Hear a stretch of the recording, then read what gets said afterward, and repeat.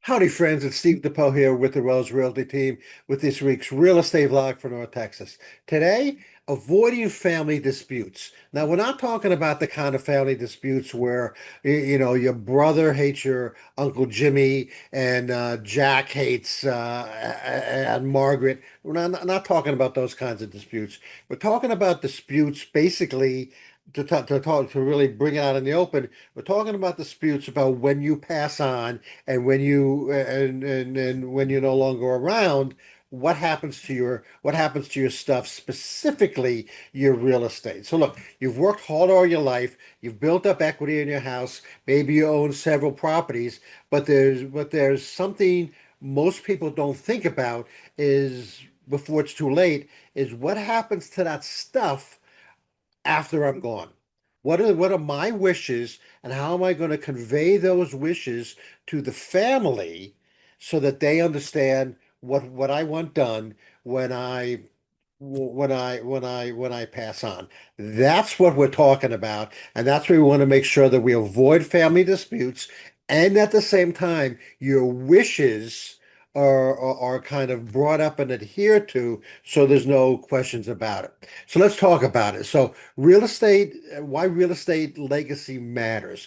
The emotional and financial fallout of not having a plan can be egregious, right? Little Johnny, who's maybe in charge of the trust or in charge of the will, got to figure it all out. Now, little Johnny, has got his likes and dislikes and his prejudices and whatever. And little Johnny may be at a different stage in life, in a different stage in life compared to his siblings, right? Or maybe even compared to your siblings who may have a play in this, right? So why it's not about not just about having a will, but having an understanding of what you want done with your real estate, once we get to that point. So there's all kinds of stories that we've encountered over the last 2 or 3 years since we've been in this segment of our business where people don't talk to one another, and there's fights, and it gets into probate, and half the estate is eaten away by lawyers and attorneys' fees and those kinds of stuff. We want to try to avoid that because, look, you've worked hard all your life to accumulate this equity or to accumulate a certain number of properties, right? And the last thing you want is for a third or a half of that, your legacy there, to go to attorneys. Okay. We want to try to avoid that, so that most of that, if not all of it, that can go to your sons and daughters as possible, so that they can enjoy your legacy and carry on. So the first step is to knowing what your property, I'm going to say property instead of home, what your property's value is, compared to what it was when you purchased it. So you start out by doing a market analysis to understand what your portfolio is worth. There's a home that you live in, right? And that's great. But do you have a couple other investment properties? Do you have a property where somebody's living in and you haven't raised the rent in 10 years? Well, that's okay. You're very magnanimous by doing that. But at the same time, okay, what's the value of that property compared to what it was when you purchased it? Okay. And what equity do you have in that property, so you understand what your total portfolio is, okay, and what's going to happen to that portfolio later on. These steps are real important, so you can understand what the total value is, and then some decisions have to be made about how you sort of divvy it all up against your sons and daughters. Okay. Now, there are legal tools that can protect your legacy, such as trusts and wills and LLCs. Okay. And they sort of protect what you have. Sort of protect your legacy, your portfolio, so you're just not wide open. Now, a will is a great thing to have, but a trust is better because a trust isn't open to the public. A will, once you pass on, somebody can dig up your will and say, "Hey, here's what the will says." Okay, and maybe they find a way, around it to kind of shoehorn their way in. A trust, they can't do that. A trust isn't open to the public. It's not accessible to the general public. Only to those family members that have to take a look at it. So a trust is actually preferable over a will. Um, like I said, a will will split things up, but a trust will basically tell you how to split things up and what happens. Okay, you got to work with a qualified estate planning attorney, and it's also good to have a real estate planner, certified real estate planner on your team to help that attorney take care of those real estate needs. The real estate attorney is great at the legal aspects of it, but a real estate planner is so much better at the evaluations and the purchases and the potential sales, etc., than the real estate attorney is, or even the trust attorney. Frankly, the trust attorney and the real estate attorney is going to come to somebody like us who are real estate planners to help the family out, essentially. Communicate clearly now, okay? Later on, it's going to be too late, okay? But clearly now to share what your intentions are to the rest of the family so that they understand. Okay, it's good to also to write those things down, but communicate clearly what the intentions are. So for example, maybe you have a place, down the Jersey Shore. Okay, and you spend a lot of vacation time there during the summer, and maybe that came from several generations ago. Okay, and you want to make sure that that remains in the family.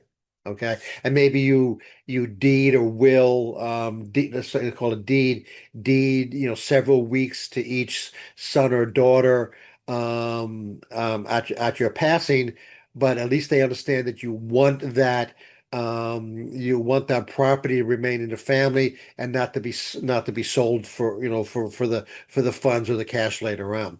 Avoid surprises that lead to tension. Um, you want everyone to understand what's out in the open, and when you have a trustee like little Johnny, we pick on little Johnny a lot, in this particular pillar of our business. But when you don't want that to be fall on all on Johnny, because we'll end up having to little Johnny as he's taking care of the trust and trying to divvy up properties and those kinds of things. He's the one that's going to be dumped on.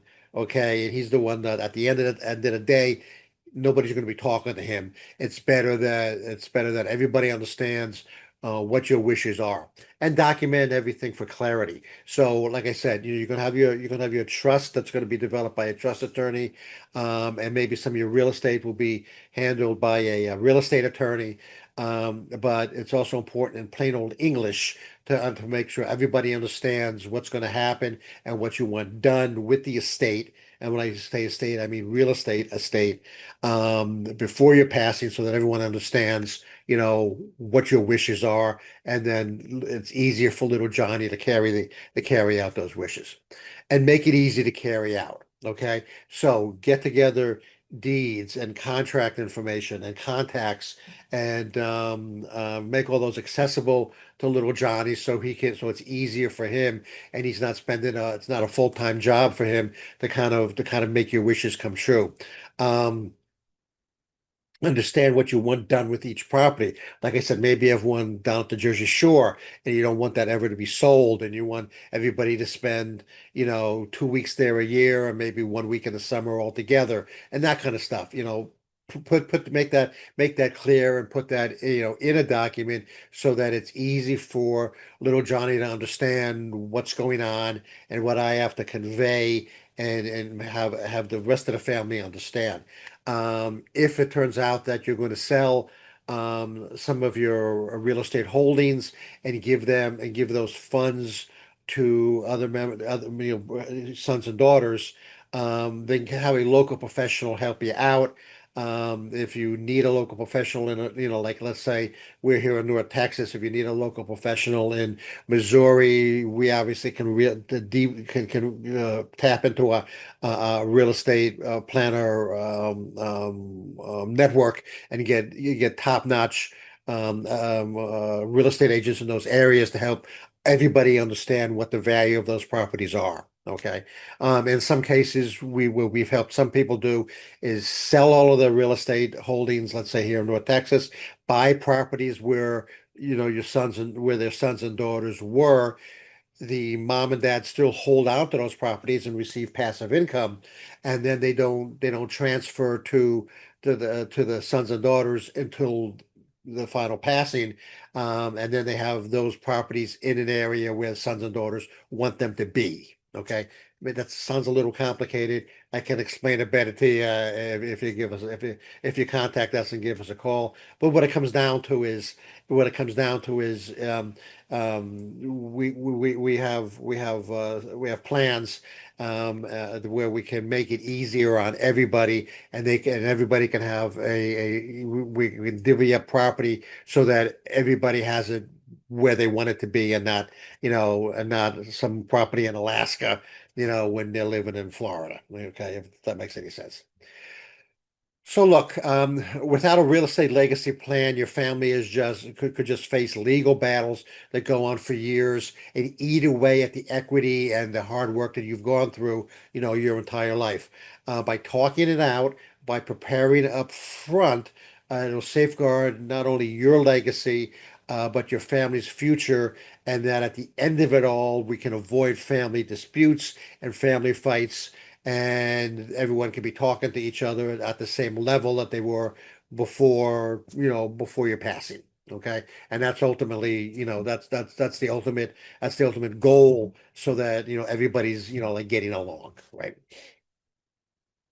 Next week we're going to talk about a little bit something kind of along the same lines. We call it protecting your family's future. Okay, so if something were to happen to you tomorrow, think about it. Would your family know what to do with your home or with your other real estate assets? It's not a question to ask at the last second, and it's not a question that every homeowner is really comfortable in talking about, but it's really important because the house isn't just where you live. It's your legacy, it's your equity, it's what you've worked your whole life on.